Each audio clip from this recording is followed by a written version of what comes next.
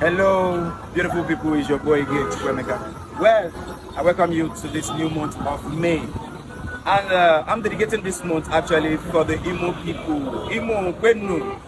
Imo Kwezwenu. Alright, I am in the popular Warehouse Junction. Just behind me is the Hero Square. Yes. Thank you. Alright. That is the Hero Square. This is the popular Warehouse Junction in Owerri, if you are conversant with Owerri. But then, why I am here is to bring to you the Heroes of Imo State. The Heroes of Imo State. And I'm starting with the military governor, the first military governor of Imo State. This is Ndubisi Godwin Kanu. Ndubisi Godwin Kanu actually fought during the Biafran War in the Biafran side, but then was later appointed. He was later appointed the military governor by the Supreme Military Council by Murtala Muhammad. That is really big, you know. Yeah, he's a hero. So over here, but then let me finish up. He ruled from 1976 to 1977. So that is about a year. All right, in the office. Okay, and here we have Adekunle Lawal. Adekunle Lawal is actually a Yoruba, but then he was appointed also by the Supreme Military Council to govern and administer Imo State. The seat of power actually is here in Owerri, the Douglas House. So it started from there. So we have Adekunle Lawal from 1977 to 1978, just a year. It's just an appointment. If you don't know how the military does their thing, they appoint, they don't, no electioneering then, no electioneering during the military administration, the military regimes. They govern based on decrees. They wake up now and formulate one decree that will affect your life anyhow. So, but then, that is military regime for me. And right here we have Sunday A Adenihun. Yeah, from the name also you will notice that he is also a Yoruba descent. So he was appointed military governor in the state of Imo State in 1978 to 1979. 1 year again. So it's based on appointment. They leave nothing in the office. They don't even have time to formulate policies. So that is military for you. You know, it's not like they gave them 4 years or 5 years. No, just 1 year. You know, 1 year. And you will understand that during this time, during this period, there was a lot of queues and counter queues. So there is no time for them to actually formulate policies that will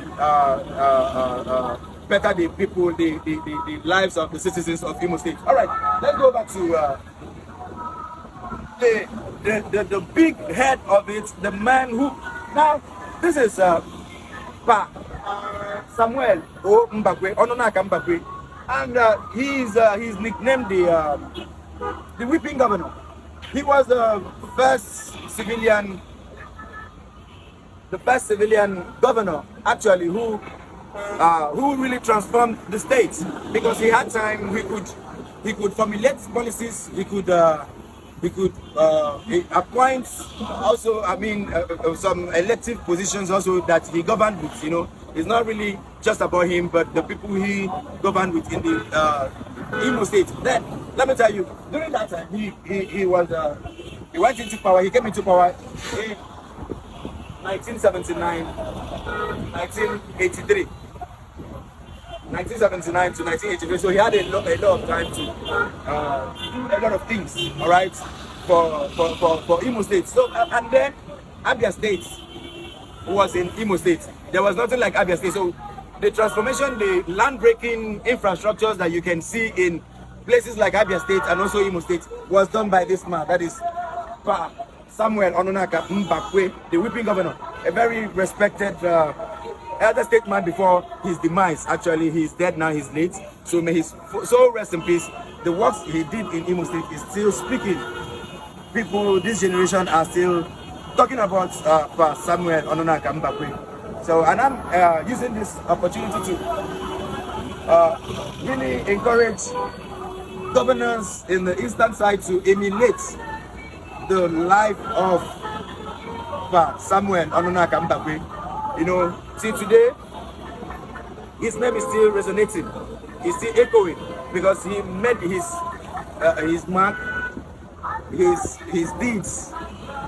He had even little money to what governors are spending today, but he transformed these two states, Imo State and Abia State. So that was them. That is Pa Onunaka Mbakwe. All right, over to 1984.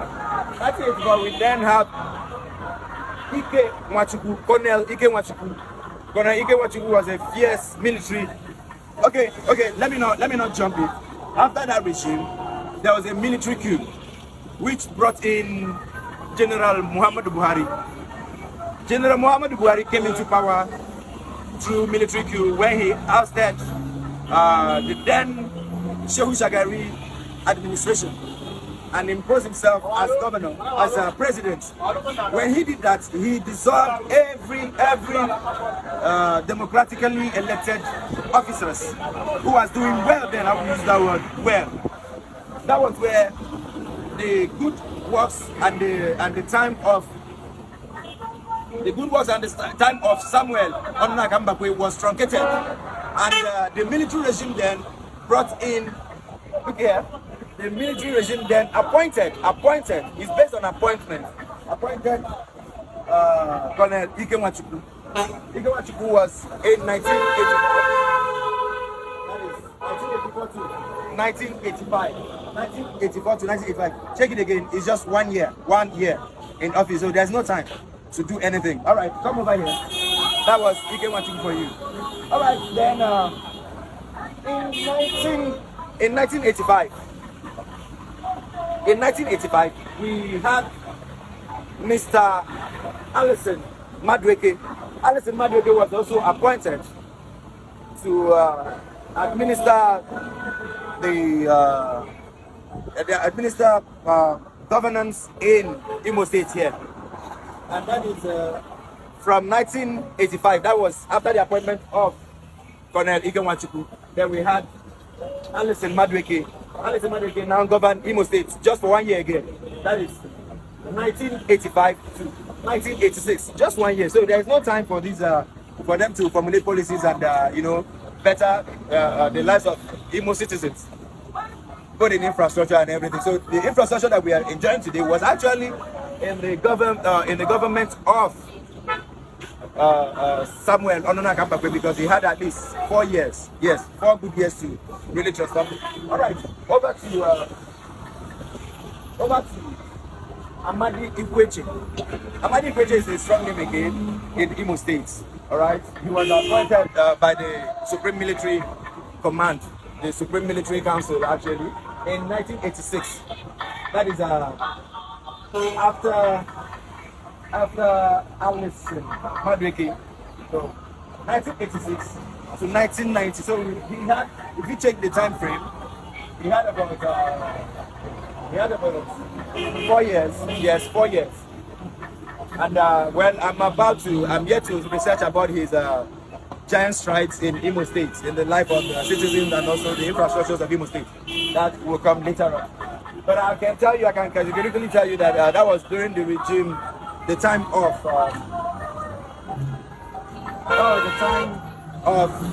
General Ibrahim Badamasi Babangida. He appointed Amadi Ikweche. All right, join me. So his regime actually ended from 1986 to 1990. So now from 1990, we now had Ogugwo Anthony. Ogugwo Anthony started his regime in Imo State in 1990 to 1992. That is 2 years. 2 years. I'm yet to find out what he did with that 2 years of his appointment by the Supreme Military Command. All right, over to you. All right, that is Ogugwo Anthony. All right, and here from that 1992, we now have Evan Enwerem. Evan Enwerem was appointed also to administer the governance of Imo State. Evan Enwerem was in office just About a year.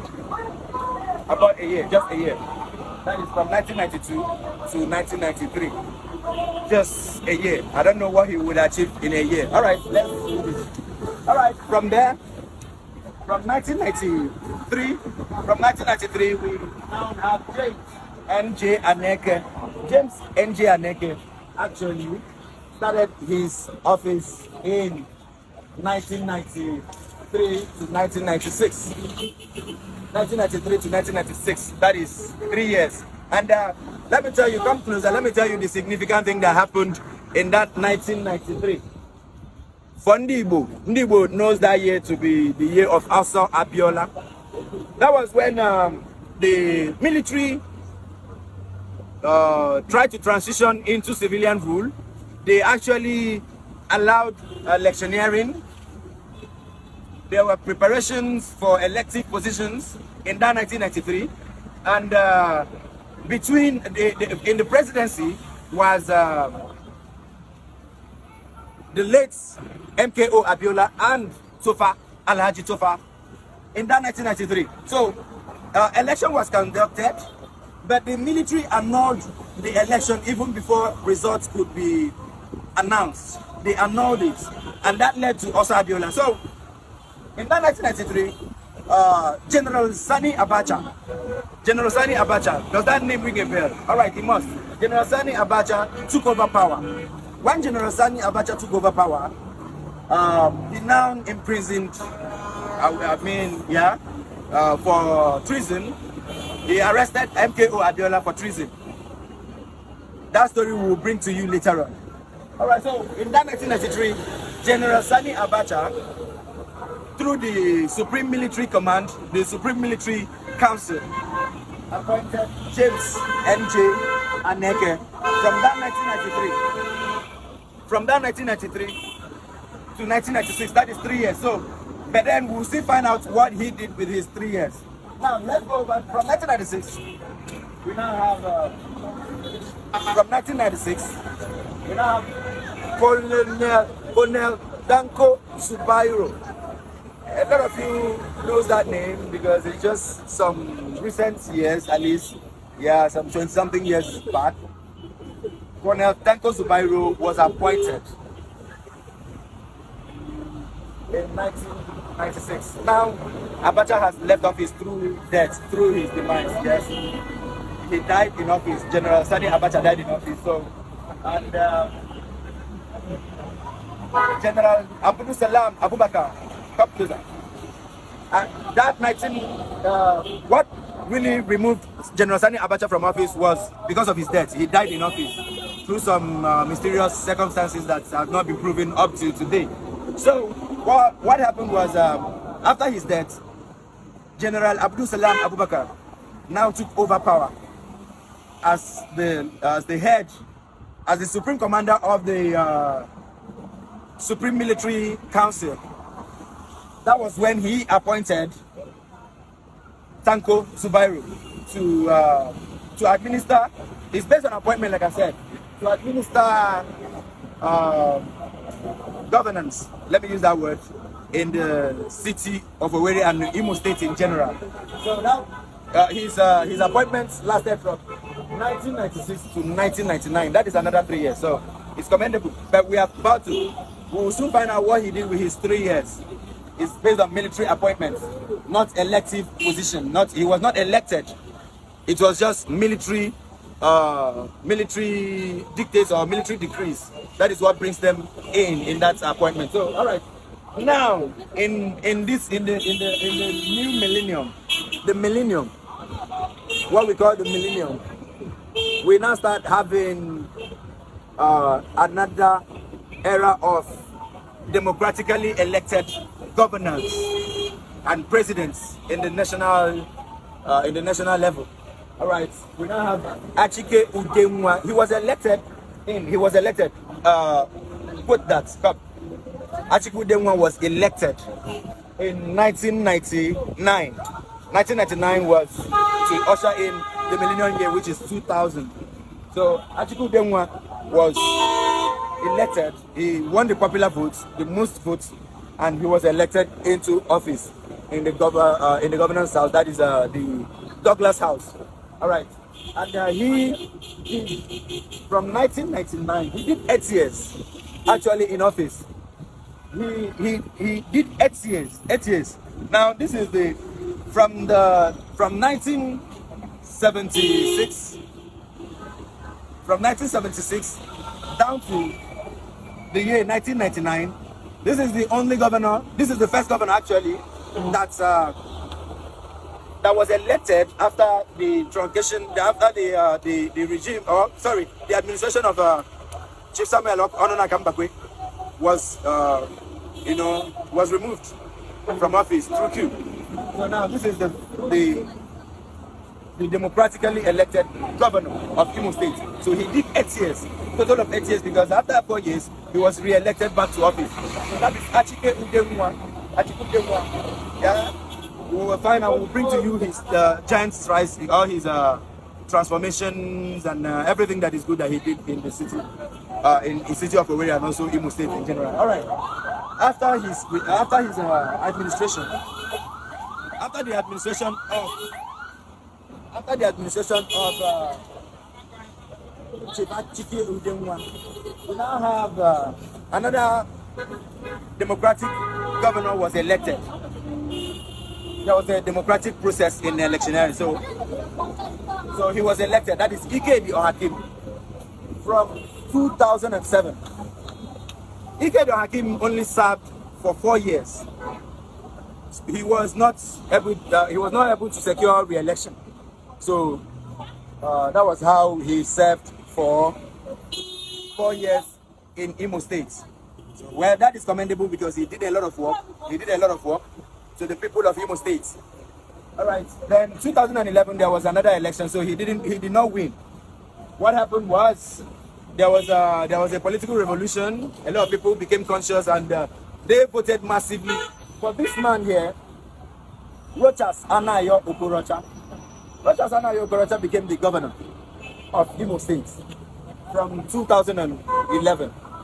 Rochas Okorocha did a lot of transformation work. I mean, most of his work are still ringing bell today. See today, this Hero Square was constructed by him, and also the ICT. In as much as the ICT over there has been demolished by the present governor of Heroes of Imo, but then for the group, he did a lot of work. That's what I'm about to say. All right, that is Rochas Okorocha for you. Come closer. He now governed Imo State. He was democratically elected, so he governed Imo State. His administration lasted for 8 years, 8 solid years, 8 good years. That was Rochas Anayo Okorocha for you. So then, after his administration, come over here. We now have Mr. Emeka Ihedioha. Mr. Emeka Ihedioha became he was announced winner of the election. That is in 2019. 2019, Emeka Ihedioha won the election as announced by the INEC officials.